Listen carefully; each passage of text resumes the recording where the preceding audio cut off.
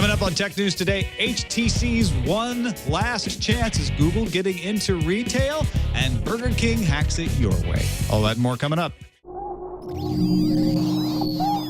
Netcasts you love. From people you trust. This is Twit. Bandwidth for Tech News Today is provided by CashFly at CACHEFLY.com.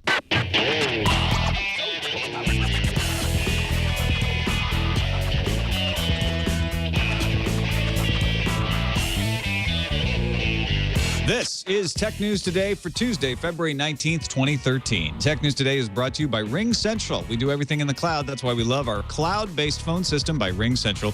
Zero startup costs, and Ring Central is $20 a month per user. Try it now with a 30-day risk-free trial. Buy one desk phone, get a second phone free, up to 20 phones. Call 800-543-9980 or visit ringcentral.com and use our promo code TWIT. And by Squarespace, the all-in-one platform that makes it fast and easy to create a professional website, blog, portfolio, and now an online store. Check out their new commerce solution so you can start selling stuff immediately.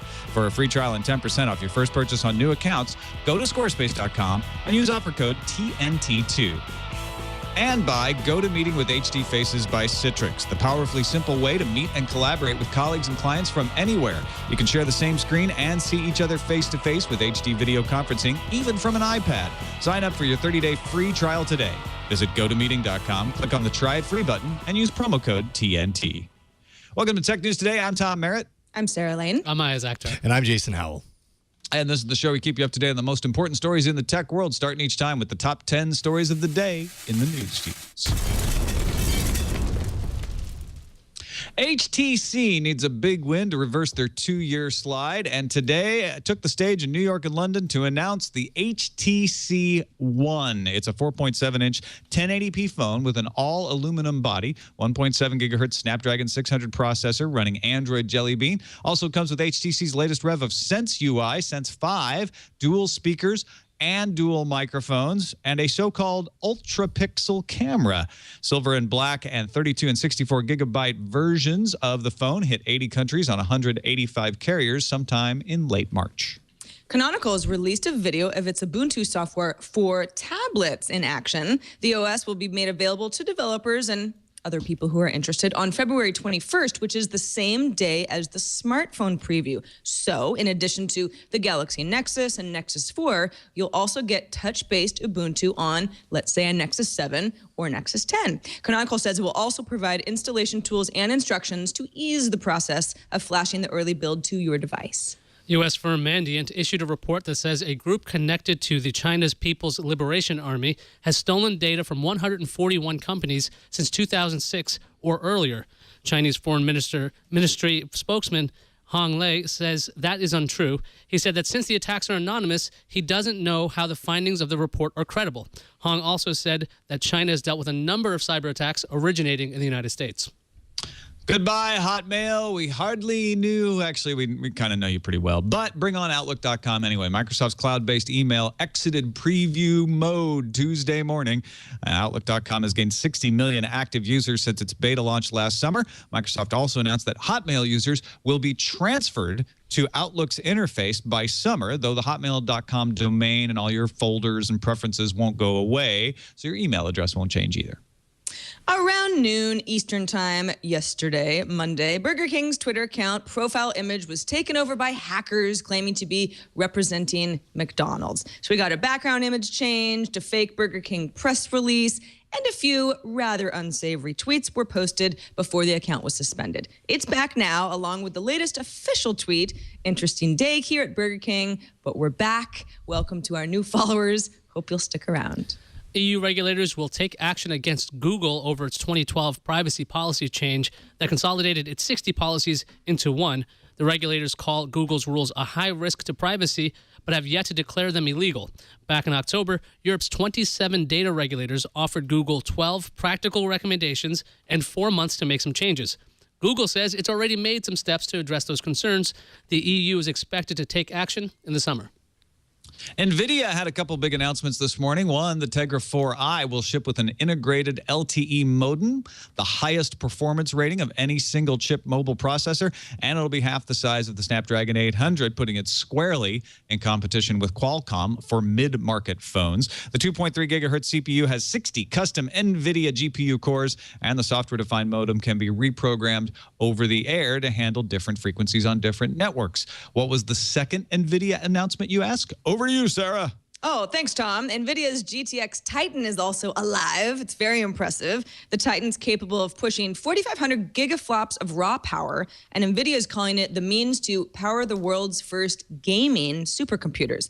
The company showed off the Titan that was bootstrapped to two others. They were all running together, powering graphics showcase Crysis 3 running at its highest settings, which is 5760 by 1080 resolution across 3 monitors. So if you want one, the GTX Titan costs $1,000. If you're ready to level up. Get it? Gigaflops. Level Yeah. Bungie and Activision unveiled some details about their next big project this weekend. You might have heard some people talking about it. Destiny comes from the makers of Halo and will apparently be a shared world shooter, meaning a first-person shooter that requires an internet connection to play and will be full of other real human players playing along with you and the non-player characters. But it's not an MMO, okay? So stop calling it World of Halo Craft. At least that's what they hope you'll stop calling it. Destiny will not have a subscription fee, which is different than World of Warcraft, and is expected to arrive after this year. They wouldn't really commit to saying 2014. Everybody's saying 2014. And they also said it will come to the PlayStation 3 and the Xbox 360, and no mention of next-generation consoles. The Wall Street Journal and 9 to 5 Google report that Google will launch retail stores in the U.S. The stores would likely sell Google-branded hardware. The Journal didn't detail specifics like how many stores are planned or where the stores will be or when they will even open. So get excited, but vaguely excited, okay? Just keep it vague. This episode of Tech News Today brought to you by Ring Central. When we put together all of our studio stuff up in Petaluma, one thing we needed was a phone system. We've told you about this before. That's why we went with a cloud-based phone system, Ring Central. We didn't want to spend a bunch of money running one of those old-fashioned systems with all the wires and things in the basement. Russell, our IT guy, was nice enough to recommend Ring Central. We put it in place, started using it. Ring Central said, "Hey, Leo, would you like us to advertise?" He's like, let me see if I like it. He liked it. We all like it. We can get our voicemail and our email. You got 0 startup costs. Ring Central allows you to customize your call handling. You can get fax. Somebody's got to send you a fax. You get your fax in your smartphone. And now they have a new feature, Business SMS. So you can send text messages to customers and colleagues from your business phone number. You don't have to give away your personal number to your business contacts. Ring Central offers all-inclusive pricing as low as $20 a month per user, and you can start now with a 30-day risk-free trial. They have a special offer for our listeners. Check it out. When you buy one desk phone, get a second phone free, up to 20 phones. So call this number. Do it right now. Designated for our listeners, 800-543-9980. That's 800-543-9980, 800-543-9980. Or you can also go to ringcentral.com and use promo code TWIT. That's ringcentral.com, promo code TWIT. We thank them for their continuing support of Tech News Today. Joining us now, very happy to have Lamar Wilson, the world's funniest tech reporter. How's it going, Hello. Lamar? Good. Thanks for joining us, man. Thanks for having me. Great to be here. Hey, fellow, now we're balanced. 2 LA people. Well, we got 3 Bay Area people, but bringing a little more of the LA side. I weigh more, so I get to tip the scales a little bit. So by weight, actually, Yes. that's true. Yes, Right. and mass. The show Anyway. feels very glamorous to me already. More of the Southern California contingency. Exactly. Well, let's start off with this HTC One. It's their flagship phone. 4.7-inch 1080p display. They made a big deal about the camera. Now, it's only a 4-megapixel camera, but they're pointing out that we need to get off the megapixel crack and start talking about picture quality. And they made a long explanation of how it's 2.0 micron pixel size. Each pixel is meant to gather 300% more light than, say, the HTC One X, one of the previous phones. They also have something called Blink Feed on your home screen. It's curated stuff, but it's kind of like Flipboard, so you can see news items, sports news, all that sort. It's customizable, but it's not like you can add your own RSS feeds to it. There's Zoe which is a way to take photos and then kind of edit when the photo would have been taken in case you're a little late. It also does automatic videos, so it'll just kind of create a little highlight reel for you, a little Vine-like. They made a big deal about the dual microphones, how they can adjust volume to help call quality automatically, so it's not just noise cancellation. The antenna is integrated in the aluminum. It's gapless, but they say it'll just automatically use the part that your hand isn't touching, so no worries about that. We didn't get a price of this, but here in the U.S., it'll be on everybody but Verizon of the majors and all of the majors in the UK, HSPA and LTE models. And they'll even do a trade-in right now. If you pre-order the One, they'll give you a $100 credit whenever they decide how much it's going to cost.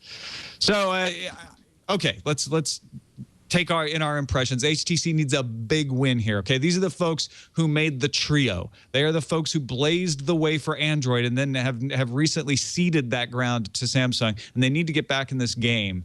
Ayaz, is this doing it?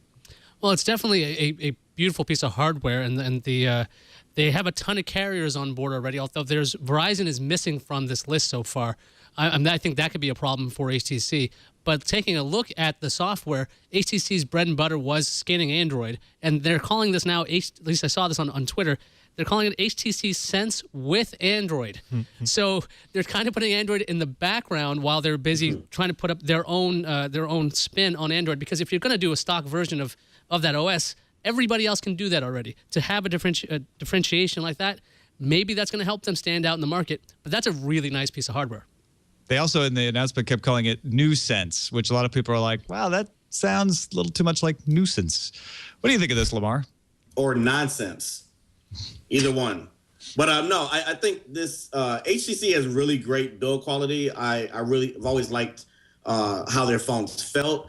But everybody's eyes right now are on Samsung, and no matter what they do, everybody's looking for the S4. I myself am an iPhone user, but I issued myself yesterday a 30-day challenge to try the Note 2 and on my video yesterday. So I'm even, trying out a sexy Samsung product with a way too big of a screen.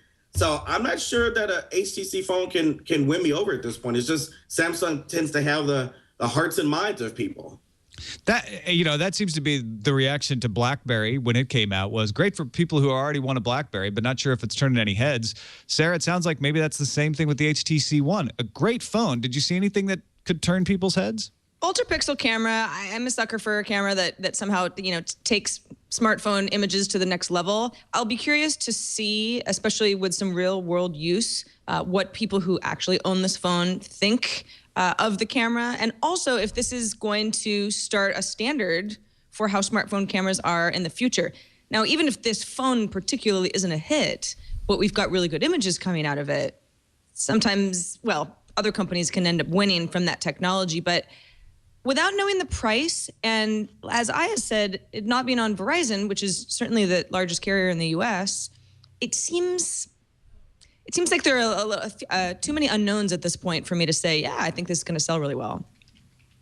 Yeah, I think we're definitely going to have to see the price before we can vouch for this. It seems to be a good designed phone. Yes. What's that thing that they call when they've got that really smooth bevel, so you can't even tell when the glass ends and the metal begins unless you're looking. This is a beautiful phone for sure, and it's very thin. Apparently feels really good in the hand, according to all the reviewers who got to try it at the announcement. But it's going to have the right price to make people really pay attention. Although the camera, like you say, that's really important to a lot of people. Let's move on to Google. A couple of stories now this week that Google might be getting into the retail store game. Right, like I said in the news feeds, the Wall Street Journal had a report about Google opening its own retail stores, but the story came out of 9 to 5 Google first on Friday, and they had a lot more details than the Wall Street Journal. They said the first of Google stores would open for the holidays in major metropolitan areas, and the mission of the stores is to get the new Google Nexus, Chrome, and upcoming products in the hands of customers. And Google already has a bunch of pop-up stores, their Chrome pop-up stores in the US and the UK. Now, according to 9 to 5 Google sources, the decision to open stores came about the same time as Google wanted to bring Glass to the public, so the Google Glass project. People want to try them out first, so Google started seriously thinking about opening up stores. Like I said, the Journal said stores are coming, but they don't have anything on timing or locations. So we have two reports that are talking about Google opening stores. Lamar, do you think Google needs to do this, or could they just be a store within a store like they already are? Yeah, I was thinking about this, and I think it would be better if they kind of worked with Best Buy, just like Apple does. They have a dedicated staff that works there. If they just put in some Google people, get a side table and work with what's already here. I don't think we need more stores. I think we need better service. I can't imagine a Google store. They lack on service as it is. So you go in, what do you say to a AI somewhere? A Google store, tell me about the Nexus 7. And then there's no employees, and the computer just tells you about the product. I don't know what it's going to be, but if they're going to have a store, they need to make sure the service is number one, because they do not have it now at all. Sarah, Apple's got stores, and Microsoft has stores, and everybody wants to control the message. Does Google need to do this?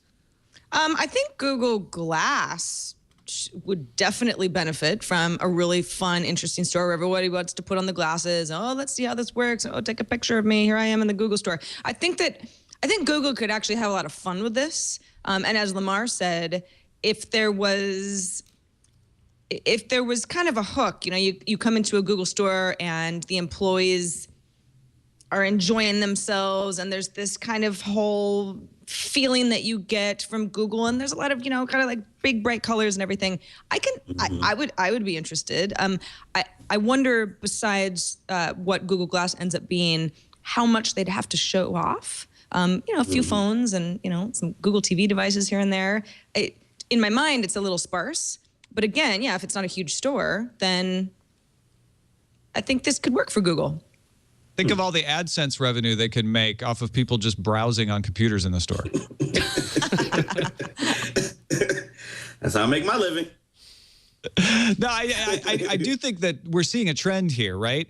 Best Buy, I mentioned previously, I don't know if it was on the show or in the pre-show, just how disappointing it was to go to a Best Buy recently. I hadn't been in one in a while. And just how scattered everything is, and the things you want are kind of in weird locations. I went to a Fry's. It was hard to find what I wanted. Even though they have everything that you could possibly want at a Fry's, it still was unpleasant. You go into an Apple store, and it's nice. It may be way busy, but you can actually get the things you need. It's easy to find stuff. You go into a Microsoft store, it's the same thing. In fact, there's a Sony store over here too. Same thing. Now, you can argue about the products, but the stores are a much better experience than these big box retailers. And I think that's the trend we're seeing, is that, Google may be looking at this going like, well, if we want to get our electronics and our Chromebooks and our Nexus tablets and Android phones in people's hands, we can do a better job than the big box stores on the one hand or the carrier-specific stores on the other. Yeah, I mean, I got to go to a Google pop-up store. It was a little Chrome store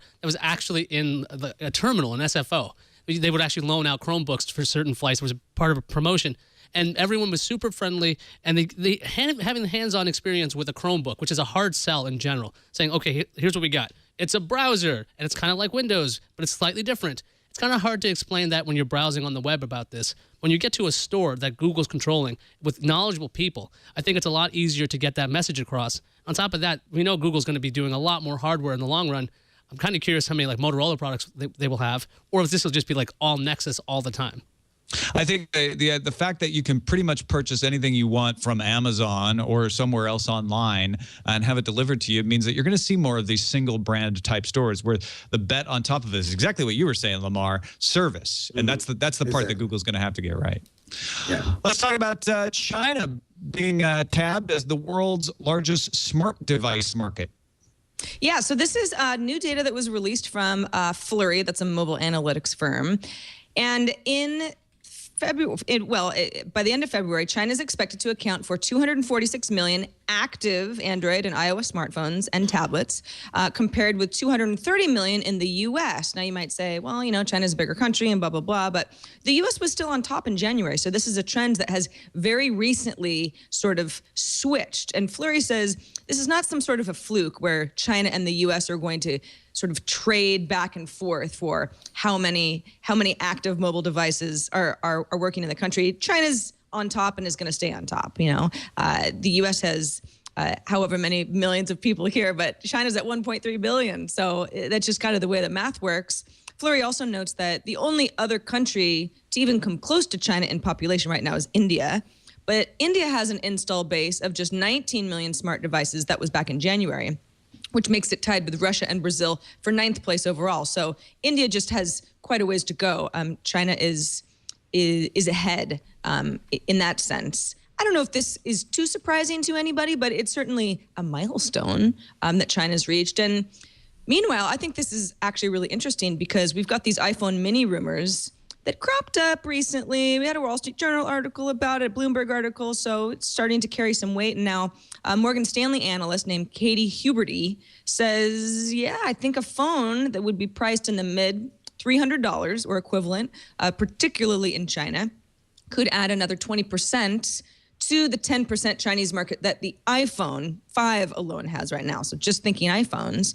And if Apple can strike a deal with China Mobile, which is the largest carrier in China and still the carrier that Apple has had some issues getting a deal done with, said that's also key. Currently still only available at China Unicom and China Telecom. So if Apple launched a mini iPhone model and all of a sudden the price point comes down and becomes a lot more attractive to would-be smartphone owners in China or would-be Apple smartphone owners in China, then you got legislation for TD-LTE licenses that could pass this year or possibly next year. And if China Mobile then says, hey, we're interested in subsidizing higher priced smartphones on a TD-LTE network, all of a sudden you have this really sort of great, vast landscape that's opened up in China for Apple to sell a lot more phones. Now, that's only going to add to the number of active smartphones that Fleury had put together. But I don't know. I when I first heard about the iPhone mini, I thought this is just stupid. But I really think that a lower priced entry level iPhone, if you want to call it that, is a great idea, not just in China, in a variety of markets like India as well. It definitely seems like Apple would have to get into the game when it comes to China. I mean, they're facing everybody. Samsung's out there, tons of cheap Android phones. Windows phones are getting cheaper. All kinds of competitors out there. The iPhone Mini, I think, is kind of a strange name for it, considering how small the iPhone is to start with. I'd assume this is more of a cost-effective iPhone because the supply chain for Apple is pretty good. So they're getting that price down as much as they want. But Apple's about profit margins, so I'm kind of confused about, other than trying to cater to this giant market, I mean, how do they make sure they keep that big profit margin that they usually have on their phones? Well, maybe that they just get into China and then they start widening the profit margin, right? I mean, that the one thing that they need to do in China is get on China Mobile. And if this is what it takes to do it, that might be worth it in and of itself. I was actually thinking a little different, not even Apple.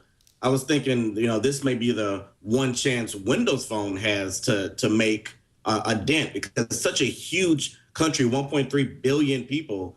And, I know the focus is on Android. Android is going to dominate there, of course. But think about if they can, really get those Nokia phones in there at a very, very low price. Windows 8 on the phone looks great, and it's a powerful phone. I think that might be one place they can make a dent because they're not doing it in the U.S. right now. Yeah, in fact, HTC would be wise to push this as well because China is the one place where everybody at least has a shot to become the dominant member. Samsung and Apple have sort of taken over most of the rest of the world, and there's a lot of money to be made for manufacturers there in China. All right, let's take a quick break and thank our other sponsor for today's show, Squarespace, the all-in-one platform that makes it easy, fast to create a professional website, your blog. We've talked about a portfolio. We've talked about the mobile responsive designs, the way they resize images and have the templates adjust so that it doesn't matter what screen someone's looking at your website on. Your site looks great. And now Squarespace Commerce is a new solution that allows you to instantly create a store. So if you got stuff to sell, it doesn't matter what it is. You got T-shirts, you got CDs, you got products of any kind. Maybe you're an Etsy type person, some crafts, whatever you've got to sell. Squarespace Commerce provides a powerful and flexible e-commerce solution integrated to work with every Squarespace template. So you get those mobile responsive designs, but it allows sales for both physical and digital goods, MP3s, ebooks, etc. You get fast merchant account setup so you can accept payments right away at a single interface for order management, tracking orders, providing customer email updates, printing shipping labels, and adding coupons. Squarespace Commerce is included with a business plan subscription. Now, those start at $24 a month, when you sign up for a year, or they're $30 a month if you go monthly. But Squarespace gives you a discount for being a listener of this show. The all-in-one platform integrating all your website needs, domains, design, development, commerce, hosting, and 24/7 customer support. You can try it for free. Go to squarespace.com. Sign up for a free account. No credit card needed. Just start building your website. And if you do decide to purchase it, use the offer code TNT2. And don't forget about free domain registrations for annual plan customer subscriptions. At squarespace.com. Use that offer code TNT2 for 10% off everything you need to create an exceptional website. And we thank Squarespace for their support of Tech News Today. We also have some burger news to talk about today. Yummy. Yeah, I know, right? Everyone's like, and too who much better Apple to news. talk about that than me? Too much burger. Burger Queen of TNT. Yeah, I had to talk about this, you guys. So as I mentioned in the news fuse, yesterday hackers got some access to Burger King's official Twitter account. And I don't think anybody was really under the impression that they had been purchased by McDonald's, but that's what the bio said. And I think a lot of folks, at least people that I follow on Twitter, got a good laugh. There was a lot of retweeting and favoriting that went on. And some tweets went out that were extremely inappropriate. And by that time, Burger King, whoever's running the social media department over at Burger King, gets a hold of Twitter and they suspend the account. To their credit, McDonald's, on their official Twitter account, posted the message, "We empathize with our Burger King counterparts. Rest assured, we had nothing to do with the hacking." So, if anyone actually thought that, McDonald's and Anonymous had gotten together and really wanted to sabotage Burger King, Hamburger. McDonald's says, "We didn't do that. We didn't do that." But what I think is interesting about this story is, these are these social media issues. You kind of get a chuckle like, oh, look, a big company that ends up looking sort of foolish or not ready for security online. But Bryson Thornton, who's the director of global communications at Burger King, had released a statement to the AP saying, more or less, "We're really sorry for these unauthorized tweets. Quote, our social media teams, plural, immediately began working with Twitter security administrators to suspend the compromised account until we could reestablish our brand's official Twitter page." Makes it sound like, working with like the Twitter SWAT teams or something. I don't know how many social media teams Burger King has, but it sounds like quite a few. Thornton's Twitter profile says that he's a Twitter novice. To me, that sounds a little bit like a red flag. I'm not really sure how Twitter works. I'm new here, kind of a thing. Hey, you're running global communications for one of the most widely recognized brands in the U.S. And in other countries as well. I think that's a little strange, but I want to know, Lamar, do you think, if you look back on Burger King's tweets before this incident occurred, not very interesting. No. A lot of like, hey, retweet if you like fries and, stupid stuff like that. Do you think that Burger King has any sort of way to capitalize on just a lot of newfound attention?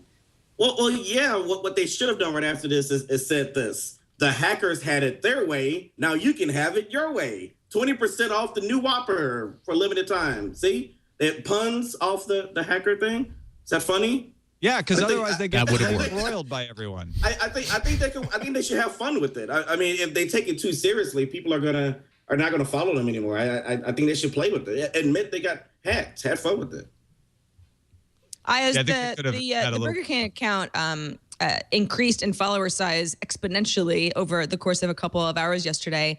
Is this just one of these things where people follow hoping for more drama and then they don't see any, and then it's just another company Twitter account that doesn't really help its users too much? I'm sure that people started following it, hoping that this would continue and be silly for a long time.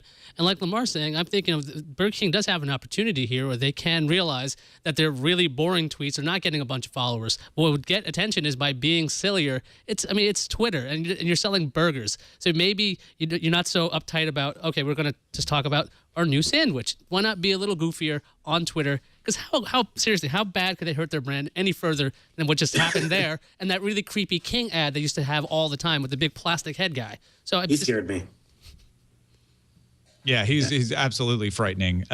They should be scared of that coming back, and also they need two-factor authentication on Twitter too.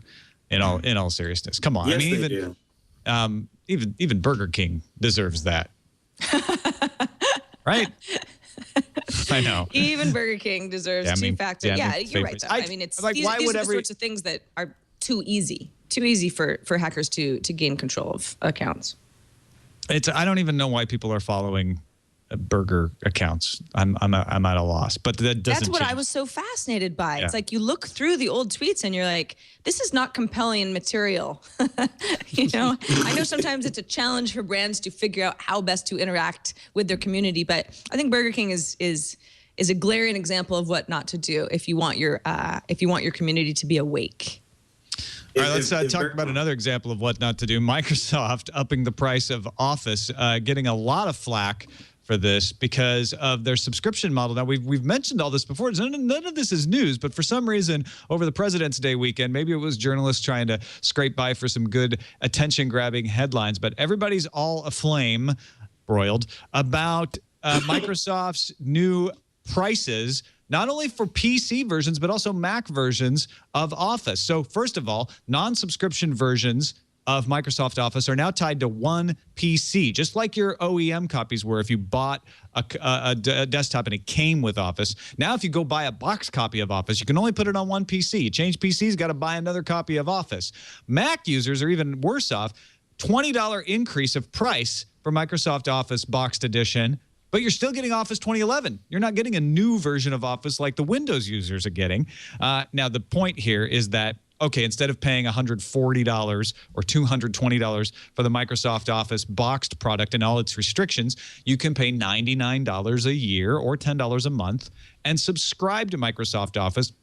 Be able to put it on 5 machines. You can change which machines it's on as long as it's no more than 5. And you'll always have the newest version of Office if you're continuing to be a subscriber. This is where Microsoft makes all their money. They make 60% of the Microsoft Business Division sales off of subscriptions right now to enterprise already. So they're trying to get consumers to do this too. Now, are there enough people who care about this sort of thing that they will flock to like LibreOffice or just start using Google Docs, Lamar? My first reaction is, ain't nobody got time for that. I mean, who is going to pay this subscription model and to raise the price up? I would not do it. I think I was thinking about this. I think Office suites are way too overblown. I think we take it way too seriously. Google Docs does probably 95% of what I need on a day-to-day basis as a regular consumer. So I think, yes, I think most people will jump to Google Drive. I haven't used LibreOffice, as you mentioned. That might be a good alternative. But I think Microsoft was messing up here. They're going for this land grab, a money grab that is just not there anymore. But I know what they're doing. They're saying, look, we have a subscription model that actually gives you more flexibility than you had with our old boxed copy model. We're just saying that, you know, the boxed copy model is more costly for us, right? Well, Microsoft's trying to get people to move to that subscription business anyway. The thing is, when you buy software once, Microsoft just gets paid once. They want you to keep paying them. Software as a service is a really big deal to them in the future.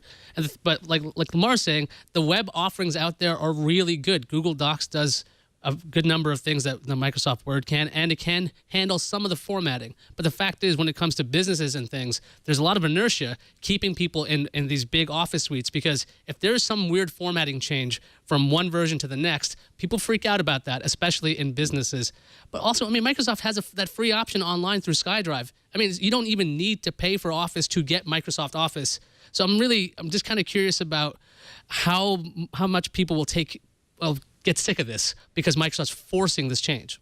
Mm-hmm. And how many people will just go to Google Docs because, well, SkyDrive seems to do the same thing and I don't have to pay, even though they don't really know that Microsoft offers that exact same service.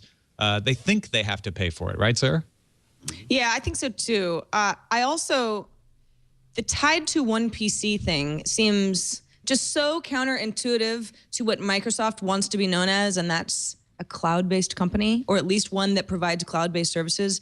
There are all sorts of computers that I'm referencing, or well, not refererencing, but actually using to access my documents on a regular basis. I know I'm not alone. So that seems odd. And yeah, I'm as Lamar said, for the normals, Google Docs is plenty good. I mean, we use Google Docs exclusively at Twit for a lot of our communication. Then again, that's a Google Apps account, so that's not exactly the whole free model that we have as individuals. But I think that the more I the more Microsoft is sort of like, we've got subscription models and then we've got other kinds of models, and the choice is yours, I think consumers are just going to be more confused.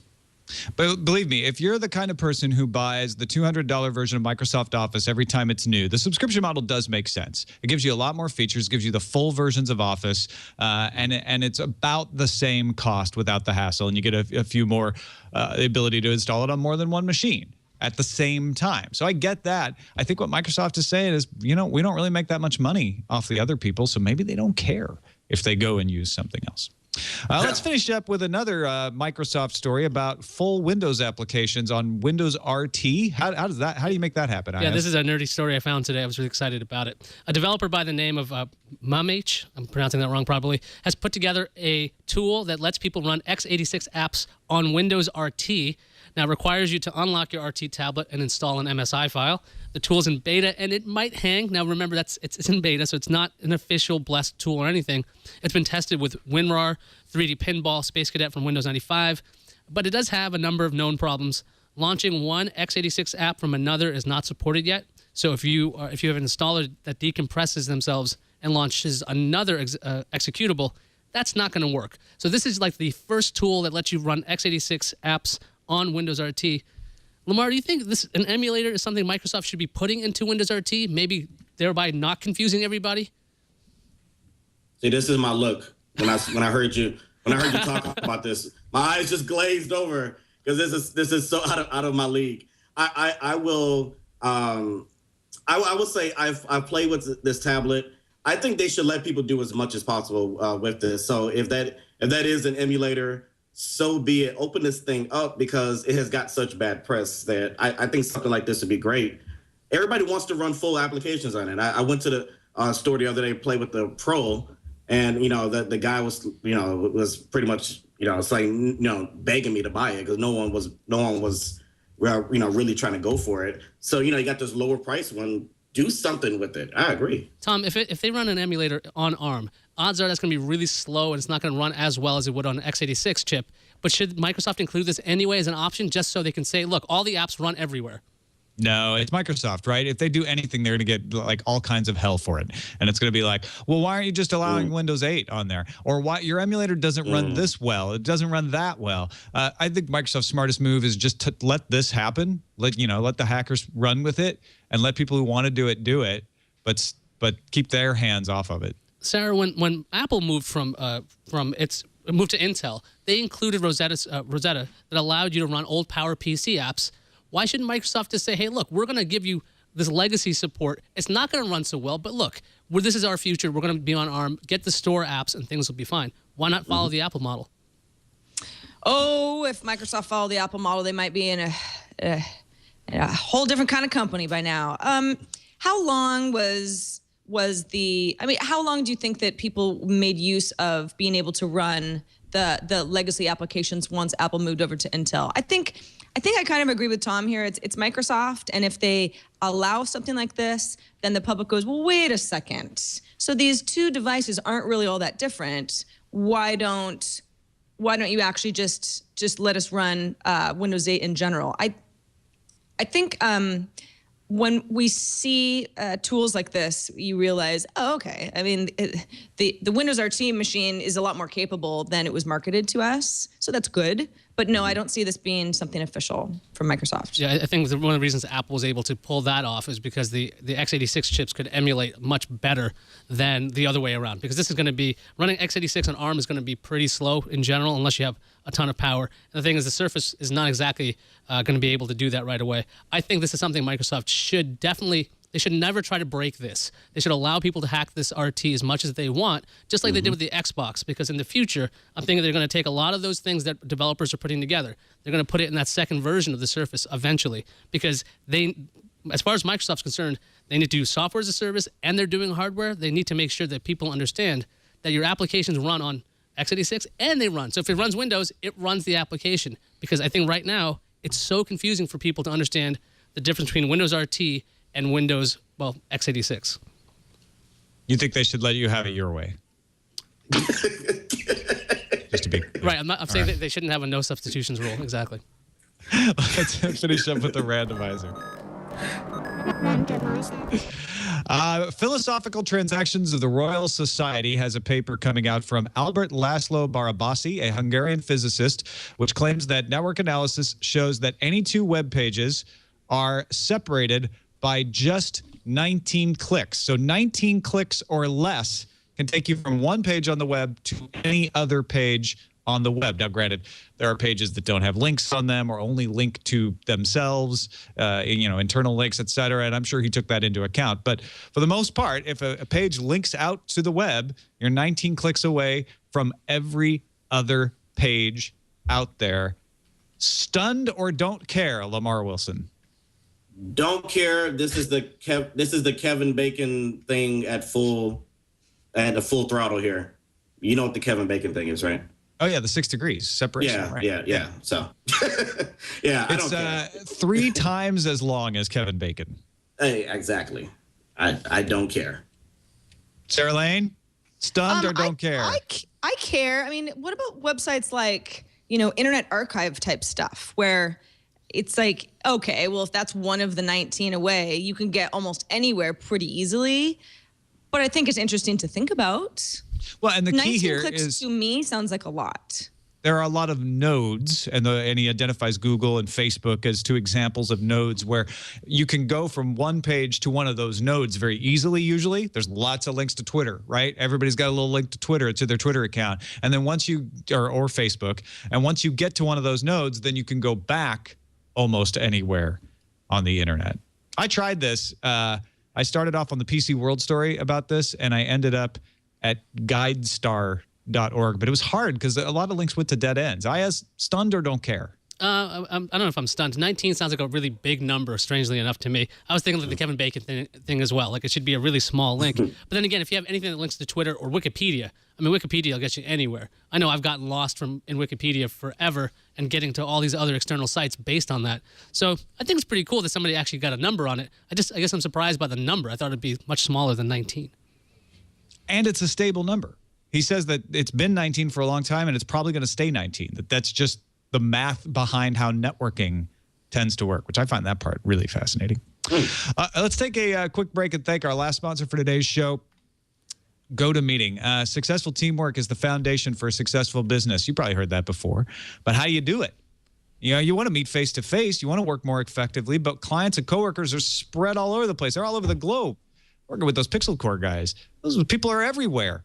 One day they're here in LA, and the next day they're in Indiana, and then they're off to Rwanda. How do you keep an organization like that working together? GoToMeeting with HD Faces. Powerful and simple way to collaborate online from wherever you are, whenever you need to connect. With GoToMeeting, it just takes a click to share your screen, work on the documents in real time, and with a webcam, you see everybody in HD video. So it's pretty much the same as meeting in person. You can see them clearly. You can read the expression on their face. You can see the comprehension. You can see if they're about to ask a question. It's so easy to launch or join a meeting, too, from anywhere. You can use your computer. You can use your phone. You can use your tablet, even present from your iPad. We use it all the time at Twit for meetings because we're all over the place now. Twit hosts everywhere. I'm down here in LA. GoToMeeting helps bring us all back together. So try GoToMeeting free for 30 days. Don't wait. For this special offer, visit GoToMeeting.com, click on the Try It Free button, and use the promo code TNT. Be sure to use that promo code TNT. GoToMeeting. Meeting is believing. Go try it out. We thank then Citrix for their support of Tech News Today. All right, we had a longish weekend because of the holiday here in the U.S. yesterday. We got some new stuff on the calendar, Sarah.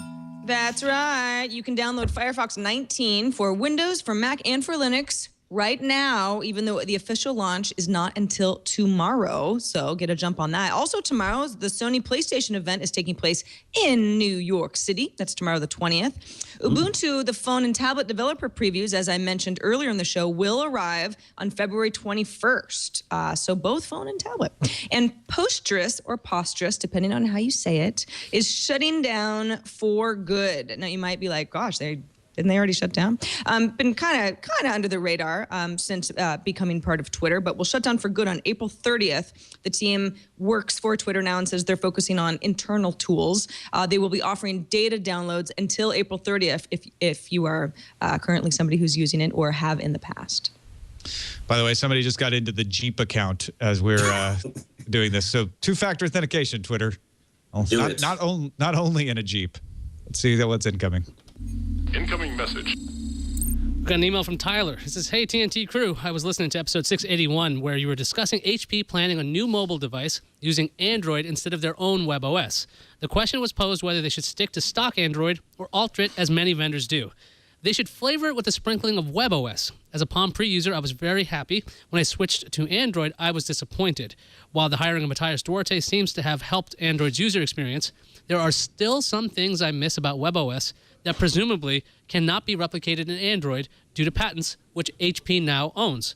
If HP were to take what made WebOS's user experience distinct and apply it to their own Android devices, it would set them apart and win the hearts of Palm loyalists." Thanks for the shows.